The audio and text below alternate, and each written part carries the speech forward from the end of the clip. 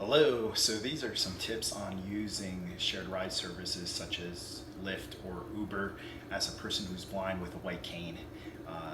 So these may not all work well if you have a guide dog, but just some of the considerations I use. So a few friends have asked me recently, and I thought I'd put this together.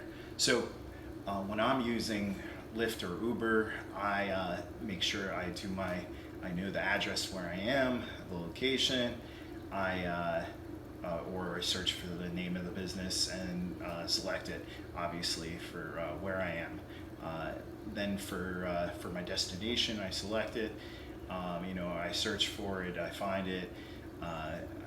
If I don't know the address, I can search, but if not, you can also use the location. It's a little, making sure it's correct as a person who's blind, especially in like a city or something where maybe there's buildings blocking some of the cellular towers. But the real tips come out so once I have selected it, I have UberX coming, and I pretty much always use UberX unless I'm with a larger group. And I make sure that I message. I go into select the driver, then I select contact, then I select message, and I text the driver that I'm a person who's blind. I use a white cane, I have a beard, long hair, I'll be standing out by the curb, so that they're aware. They can look for the person with the white cane. Obviously I can't look for them. I could also use Be My Eyes to help find the car once I know what type of car it is or what it looks like. That's a free service. Be My Eyes, that's another app. IRA, if you pay for that service, can offer you that kind of assistance as well. But for free, you could use Be My Eyes. So I contact the driver, I message them. If I know exactly like what I'm by, like a sign or something like that, I'll mention that too. Especially in a city where you have lots of people and it's busy and a lot of traffic. And then I make sure I know the driver's name and all that information, so I can confirm. A buddy of mine and I were in Miami, and we ended up getting in. We're on a street that was empty, no other cars, and Uber pulled up, and we assumed it was ours because it was so quiet, no one else. And we get in, and I didn't even ask because I just assumed, which is when you assume, you make an ass out of you and me, right?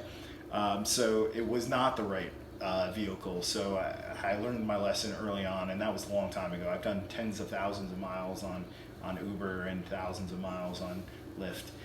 So you message them, they come, you get in, you confirm it's the driver, ask them their name, they tell you your name. You get in, you confirm the destination, because never know, maybe the destination got messed up in your app, and that can happen too. So you can always correct that. You can go back in and change the destination as well. Sometimes also locations aren't correct in the system, like the Hyatt Bellevue in Philadelphia is not in the system correctly, and you end up in the total wrong place. So you're better off using the actual address. So that's something else to consider, and you wouldn't know because it doesn't tell you the address when it says Hyatt Bellevue and all that.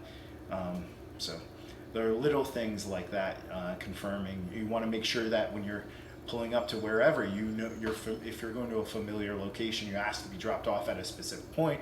If you can even point and say if I walk out straight this direction, is the door that way, or is it in front of the car, or behind the car? Being very specific about asking directions. They could be pulling up sideways, or they could be pulling into a parking spot. You typically know, but you don't always. So that's something else to consider. These are just some quick and short tips around using Uber or Lyft or shared ride services. Have a great day. I'm Strechay. I'm a blindness consultant. Check out my other videos on YouTube.